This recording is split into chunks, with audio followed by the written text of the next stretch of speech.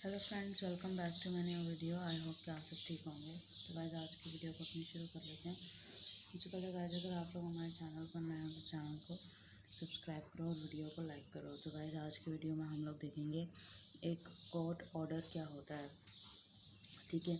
किस तरह जो है वो कोर्ट ऑर्डर देता है, उनके ऑर्डर में क्या क्या चीज़ें होती हैं। बगैर किसी देर के इसको हम शुरू कर लेते हैं। तो सबसे पहली चीज़ जो वो यहाँ पे कहता है, वो कहता है कि a court order is a official proclamation by जज, ठीक है। ये जो है वो एक ऑफिशियल प्रोक्लामेशन होती है जज की तरफ से, ठीक है। इसमें जो पैनल ऑफ अ जज दिया जाता है, ठीक है। जज के जो पैनल्स होते हैं वो देखकर कोई भी डिसीजन करता है। आगे वो देखते हैं that defines the legal relationship between the parties to the hearing, ठीक है। और कोर्ट का ऑर्डर जो होता है वो एक लीगल ऑथेंटिक चीज़, एक रिलेशन देता है जो कि पार्टी होती है और हियरिंग होती है उसके दरमियान। ट्रायल, ठीक है, इसमें ट्रायल होता है, इसमें एन अपील होती है और अदर कोर्ट प्रोसीडिंग, ठीक है। और अदर कोर्ट की जो प्रोसीडिंग होती है इसमें वो भी इंक्लूडेड होती है। आगे वो देखता है सच रूलिंग रिक्वायर्स और authorities the carrying out of the certain steps by one और मोर पार्टीज टू अ केस, ठीक है। तो ये जो है वो कैरिंग आउट हो जाती हैं, सर्टेन हो जाती हैं स्टेप बाय स्टेप, एक पार्टी से लेके दूसरे पार्टी के दरमियान। आगे वो कहता है a court order must be sign by the जज, ठीक है। कोर्ट ऑर्डर जो है वो मस्ट बी साइन होने चाहिए जज की तरफ से, ठीक है।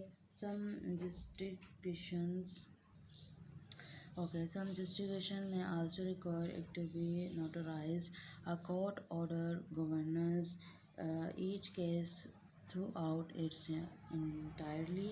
If an individual violates the court order, the judge may hold that person is contempt, ठीक है। तो अगर आप उसकी वॉलेट करते हैं या इंडिविजुअल जो है वो वॉलेट होती है, तो जो जज होता है वो पर्सन को जो है वो कॉन्टेम्प्ट के तौर पर होल्ड कर सकता है, उसके पास ये राइट होता है। आगे इसका कंटेंट देख लेते हैं कि इसका कंटेंट क्या होता है। वो कहता है the content and provision of court order depend on the types of proceeding, the face of the proceeding in which they are issued, and the procedures and evidentiary rules that the govern the proceeding. An order can be as simple as setting a date for a trial, as a complex as restructuring a contractual relationship by and between many corruptions in the multi-jurisdictional dispute. It may be a final order, one that concludes the court action और okay so इसमें हम बात कर रहे थे कि जो court है उसके पास काफ़ी ज़्यादा राइट्स होते हैं कि अगर कोई पर्सन उसके साथ एग्री नहीं कर रहा है, कोई भी प्रॉब्लम है, तो उसके साथ ख़िलाफ़ एक्शन ले सकें। आगे वो कहता है कि an order can be simple as setting a date for a trial, ठीक है।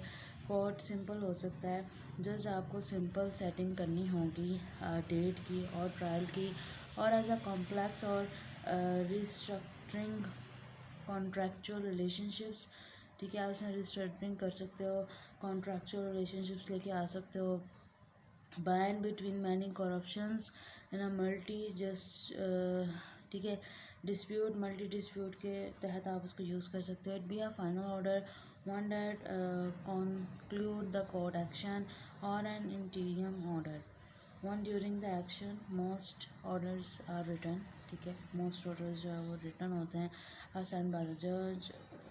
Some orders however are spoken orally by the judge in open court and are only reduced to writing in a transcript of the proceedings.